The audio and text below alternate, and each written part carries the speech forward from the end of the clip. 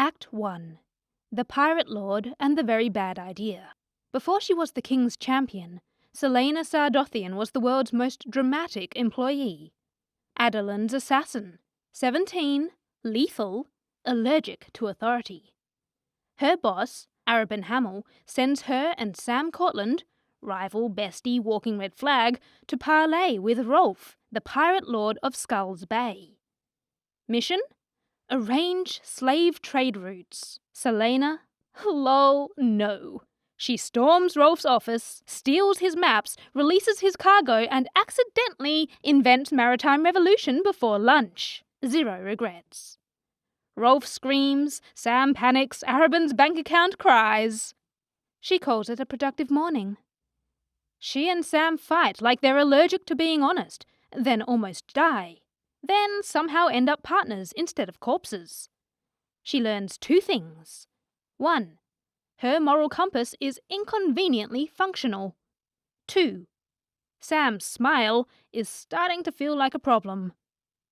Arabin's response to their rebellion? Not grounding, not suspension. He beats her bloody, then calls it a lesson. Workplace toxicity level? Biblical.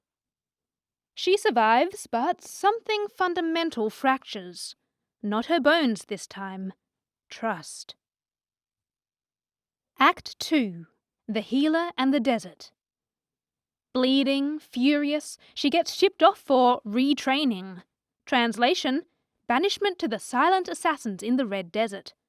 Basically, assassin rehab meets spiritual sandpaper. She arrives, half dead, half pierced, all mascara. The mute master says nothing. Ever. His apprentices communicate exclusively through side-eye and recreational knife fights. Celaena, professional diva of death, is suddenly promoted to janitor. She scrubs floors, carries water, and learns that patience is harder than murder. Every day, the silence tries to bury her ego alive. Every night, she stares at the horizon and refuses to disappear. The desert doesn't do forgiveness. Or fun. Every step feels like an argument with the sun. For the first time, no one fears her name. No one flatters her shadow. It's disorienting. Peace, but make it passive-aggressive. Enter Ansel of Briarcliff. Red hair, bad ideas, and trauma loud enough to have its own fanfare. They spar, gossip, trauma bond. For 5 whole minutes, Celaena thinks she's made a friend. Adorable. Then the plot twist. Ansel's been selling out the silent assassins to their enemies. Girl boss betrayal speedrun. They duel in the sand, mirrored loneliness, betrayal forward, high drama guaranteed. Celaena wins, spares her, lets her walk away instead. Immediately regrets being emotionally available. She leaves the Red Desert with a letter of approval, a handful of sand, and the horrifying realization that mercy might actually count as strength. Act 3. The Underworld and the Heart. Back in Rifthold, Arabin is waiting like a snake in a velvet jacket. He apologizes with gifts, specifically gold and Sam. The emotional manipulation is so thick it could pay rent. Together again, Celaena and Sam start pulling jobs without Arabin's leash. Smaller targets, cleaner motives. They almost look like heroes, if you squint hard enough. They also start doing something truly reckless. Feeling things. There are kisses, laughter, plans. She even buys them a flat with actual curtains. Ah, domesticity, the deadliest drug. They decide to buy their freedom. And, of course, Arabin ruins it. He smiles, takes their money, and sells them out faster than you can say toxic mentor. Sam goes for one last job, and he doesn't come back. Act 4. The Empire and the ending no one wanted. He doesn't come back that night, or the next. The apartment's too quiet. his half of the bed still warm, the air doing a bad impression of everything's fine. Then the whispers start. A job gone wrong, a setup, a body. Classic Rifthold. 10% truth, 90% trauma. She follows the blood trail through the city's underbelly. Docks, alleys, doors that suddenly develop "we're closed" energy when she walks by. Everyone knows something.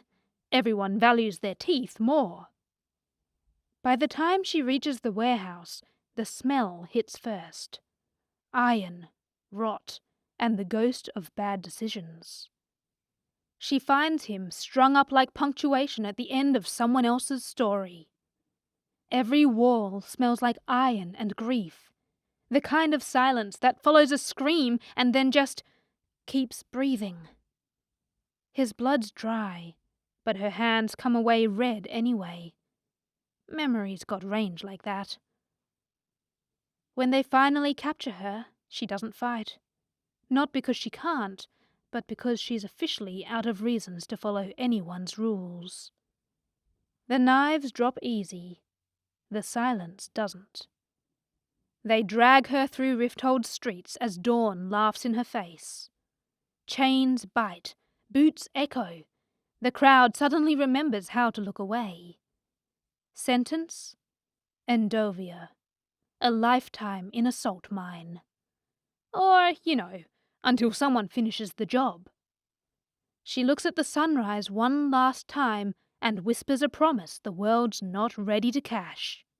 Not yet, but soon. So she topples a pirate, invents feminism in a desert, survives friendship, love, betrayal, and capitalism, and still walks into Endovia with more spite left to outlive everyone who underestimated her. She's not broken. She's preloaded. Every legend starts as a warning. This one starts in chains.